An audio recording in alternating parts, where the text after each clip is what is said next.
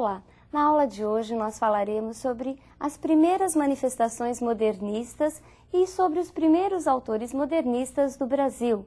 Nós falaremos da primeira fase modernista.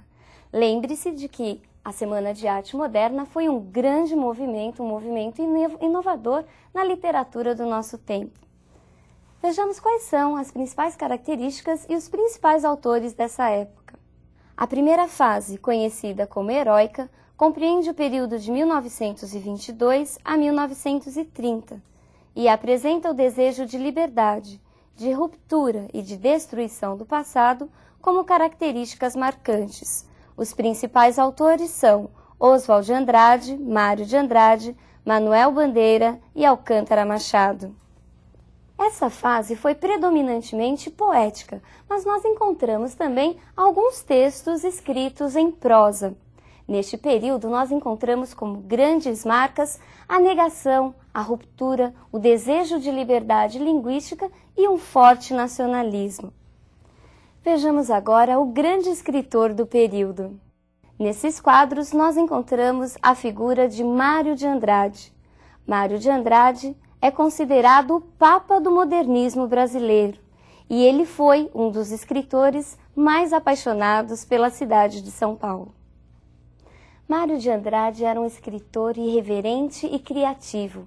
Em seus textos buscou romper com o passado, com as estruturas até então tidas como modelos. Mário de Andrade buscava o resgate da linguagem cotidiana, do dia a dia, do popular e do folclórico. É com seu texto, Pauliceia Desvairada, que nós temos praticamente o primeiro livro realmente modernista. Vejamos o prefácio desse livro. Leitor, está fundado o desvairismo. Este prefácio, apesar de interessante, inútil. Alguns dados, nem todos, sem conclusões. Para quem me aceita, são inúteis ambos. Os curiosos terão prazer em descobrir minhas conclusões, confrontando toda a obra e dados. Para quem me rejeita, trabalho perdido explicar o que, antes de ler, já não aceitou. Quando sinto a impulsão lírica, escrevo sem pensar tudo o que meu inconsciente me grita. Penso depois, não só para corrigir, como para justificar o que escrevi. Daí a razão deste prefácio interessantíssimo. Esse ar de deboche presente no prefácio se estende por todo o livro.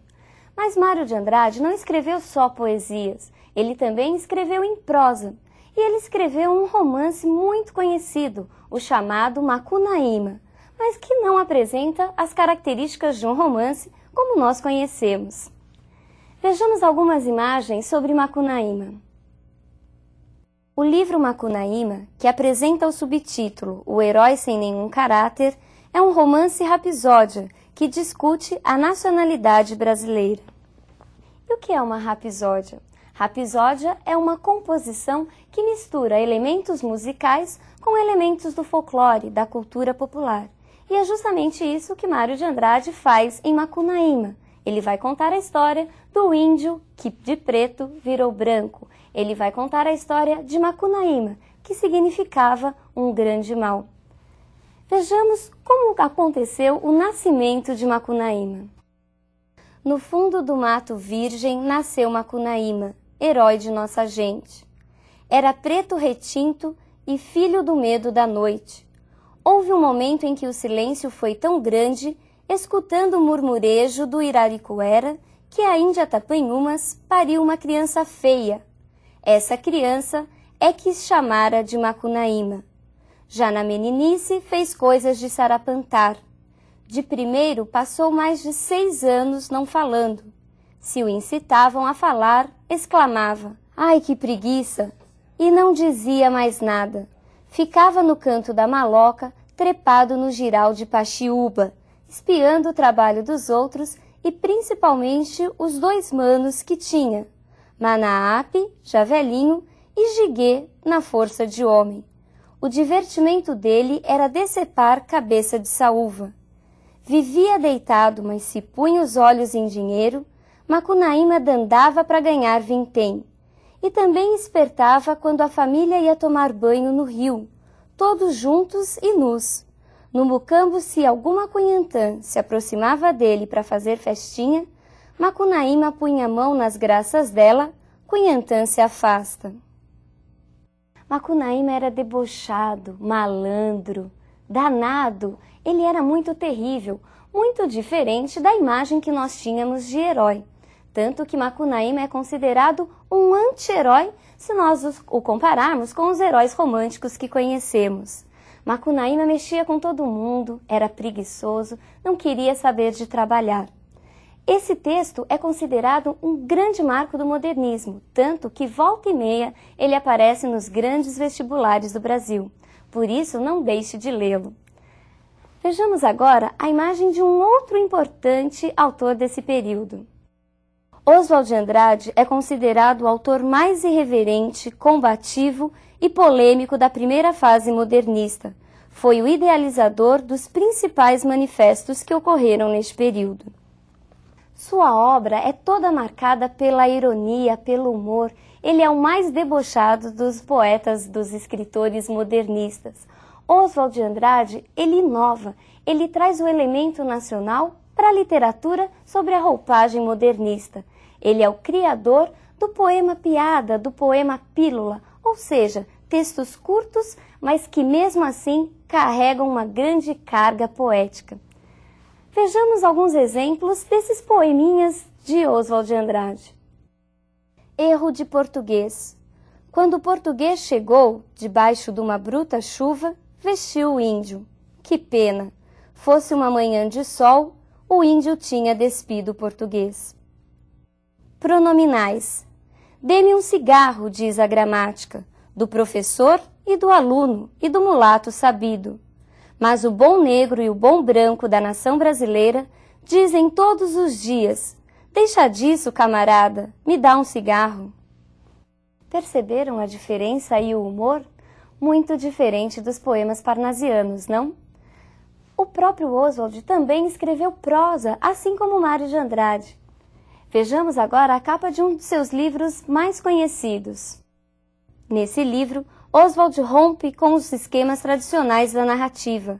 Os capítulos são curtíssimos, apresentando-se como pequenos fragmentos justapostos, próximos da técnica da pintura cubista, que representava ao mesmo tempo as várias faces de um objeto ou situação, o que impossibilitava uma leitura linear. Vejamos agora a imagem de Manuel Bandeira, outro importante poeta desse primeiro momento modernista. Manuel Bandeira, num primeiro momento, se mostra ainda bem preso aos valores parnasianos, mas com o passar do tempo se transforma num dos grandes representantes do modernismo. É a partir do livro Libertinagem que Manuel Bandeira se firma realmente como um poeta modernista. A partir desse livro, seus textos se aproximam muito do linguajar coloquial. Os temas também acabam se diversificando. Tudo para Manuel Bandeira acaba se tornando tema poético. Ele parte de frases corriqueiras, ele fala dos meninos negros, das negras, das irenes, ele fala de poemas, de notícias que são retiradas do jornal, e ele brinca até com a sua própria doença. Lembre-se que Manuel Bandeira, ele sofria de tuberculose. Mas é com um poema intitulado Poética que nós encontramos as principais características de sua obra. Vejamos alguns fragmentos deste texto. Estou farto do lirismo comedido, do lirismo bem comportado, do lirismo funcionário público com livro de ponto expediente protocolo e manifestações de apreço ao senhor diretor. Estou farto do lirismo que para e vai averiguar no dicionário o cunho vernáculo de um vocábulo. Abaixo aos puristas, todas as palavras, sobretudo os barbarismos universais, todas as construções, sobretudo as sintaxes de exceção, todos os ritmos, sobretudo os inumeráveis. Quero antes o lirismo dos loucos, o lirismo dos bêbados, o lirismo difícil e pungente dos bêbados, o lirismo dos clowns de Shakespeare. Não quero mais saber do lirismo, que não é libertação. A ironia também foi uma outra grande característica de Bandeira. Vejamos a ironia no próximo texto. Pneumotórax, febre, hemoptise, dispneia e suores noturnos. A vida inteira que podia ter sido e que não foi. Tosse, tosse, tosse. Mandou chamar o médico. Diga 33, 33, 33, 33. Respire. O senhor tem uma escavação no pulmão esquerdo e o pulmão direito infiltrado. Então, doutor, não é possível tentar um pneumotórax? Não. A única coisa a fazer é tocar um tango argentino. Percebeu que diferente? Brincar com a própria doença?